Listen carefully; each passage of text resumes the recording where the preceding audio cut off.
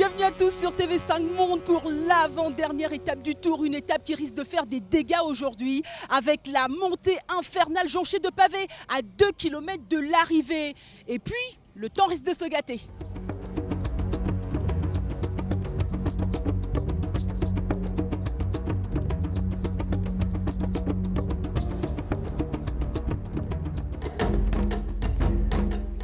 Avant le départ de l'étape, le temps se gâte, la pluie s'invite dans la course. Il va falloir pour les coureurs avant le départ de s'équiper. Même si certains affichent le sourire, ce n'est pas toujours plaisant de courir sous la pluie. Entre les descentes dangereuses après certains cols et le mur pavé, les choses ne vont pas être simples pour beaucoup de coureurs aujourd'hui. Après le départ réel, le peloton roule prudemment sur une chaussée trempée et même pas peur pour les jeunes supporters qui bravent la pluie sur le bord des routes. Le départ réel est donné, 103 km 900 sont à parcourir, 4 grands prix de la montagne et une zone pavée de 2 km 700 est prévue avant l'arrivée. Le Rwandais Bonaventure Uvuzeyimana de Dimension Data, coéquipier et compatriote du maillot jaune, décide de mener le peloton. Il faut dire qu'avec la démonstration de force de son équipière, la confiance est là. Mais ce sont deux hommes qui réussissent à s'extirper du peloton, Azzedine Lagab et Haile Kipbromjide. Ils sont rejoints par Elias Afewerki. Dans le groupe de tête, l'on retrouve donc un Éthiopien qui est le mieux classé des trois au général, à 3 minutes 3 secondes du maillot jaune, un Algérien et un Érythréen.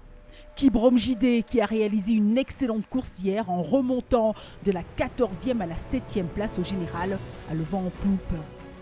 Il emmène dans sa roue le meilleur Algérien du Tour, Azzedine Lagab, 21e au général, car entre-temps, l'Érythréen a lâché dans la montée et est repris par le peloton.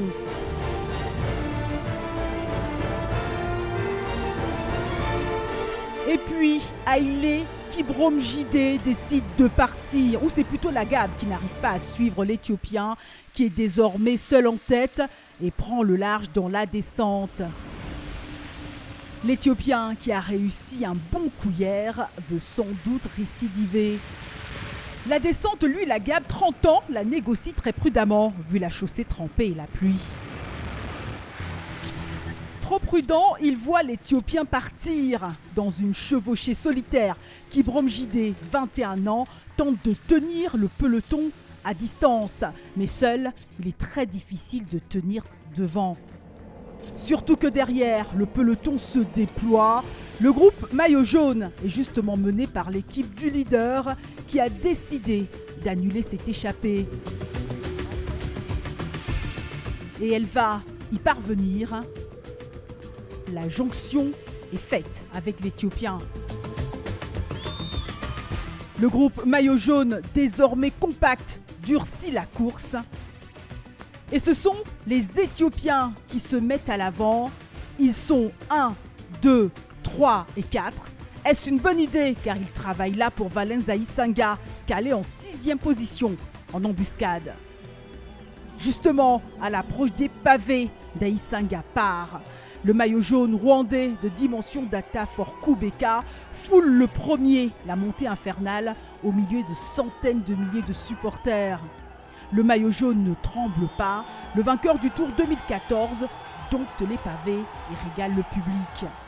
Mais va-t-il réussir à garder à distance ses concurrents jusqu'à l'arrivée finale? Réponse dans quelques minutes, car derrière, ça semble moins facile.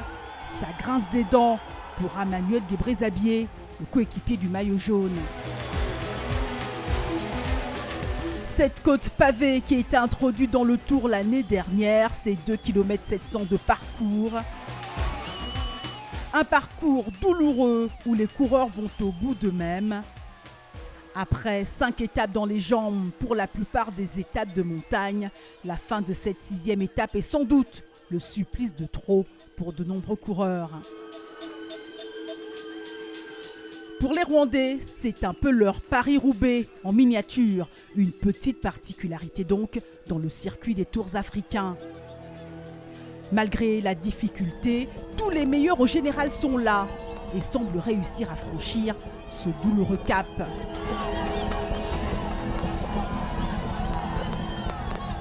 Mais pour certains coureurs, c'est vraiment beaucoup trop difficile. Heureusement que les copains sont là, comme pour l'équipe israélienne Cycling Academy Team qui découvre le Tour du Rwanda et surtout l'Afrique. Même pour les voitures des directeurs sportifs, cette montée est compliquée. Alors le public nombreux, joyeux et solidaire pousse. Devant, un seul homme est poussé par le public. Valens Daïsanga. Le maillot jaune arrive victorieux au stade régional de Kigali. Son coéquipier Metkel Eyob, vainqueur de l'étape d'hier, est deuxième. Encore une véritable démonstration de force pour Dimension Data.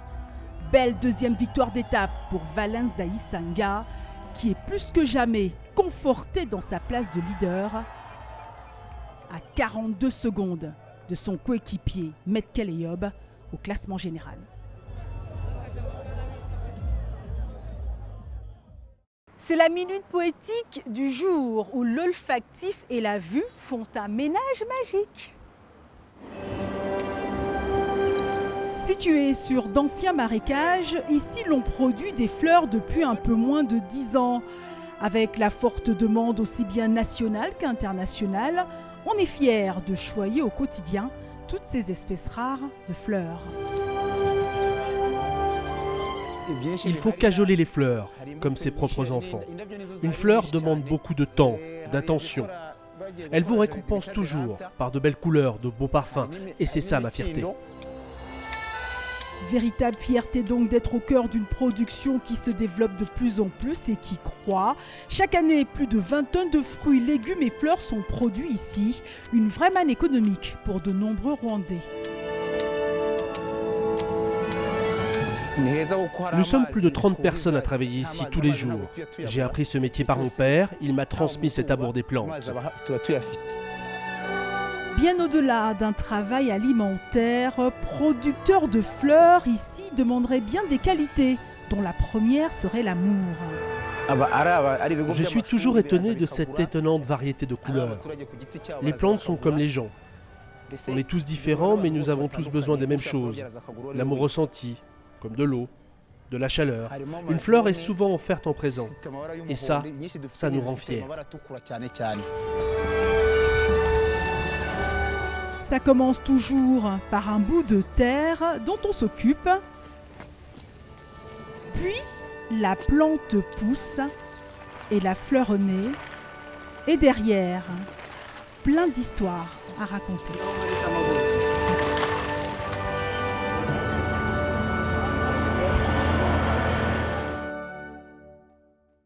On dit souvent, dites-le avec des fleurs. Et ben moi, je vais vous le dire là maintenant. Au revoir avec des fleurs pour la suite des aventures du Tour du Rwanda dès demain sur TP5 Monde. Salut!